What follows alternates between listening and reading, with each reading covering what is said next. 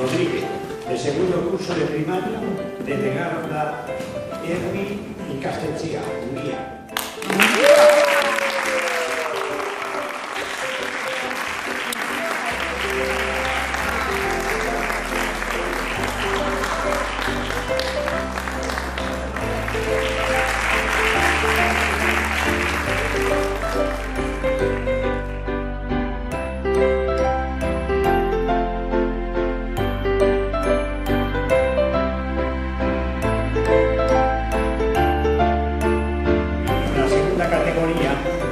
Primaria, Amaya Alonso Rodríguez, de sexto curso de primaria del centro Musuruba, Baracaldo.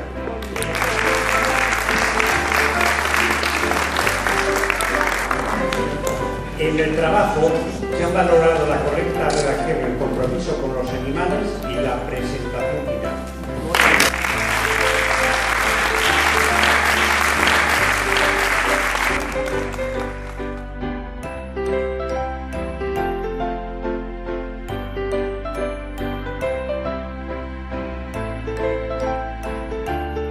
Ganadora del primer premio en la tercera categoría, Educación Secundaria, Bachillerato y Educación para Adultos, es para Paula Vicandi San Millán, de segundo de Educación Secundaria del IES Fray Juan de Zumárraga, Durango, en cuyo trabajo se ha valorado el contenido, la sensibilidad y el compromiso con respecto a los animales.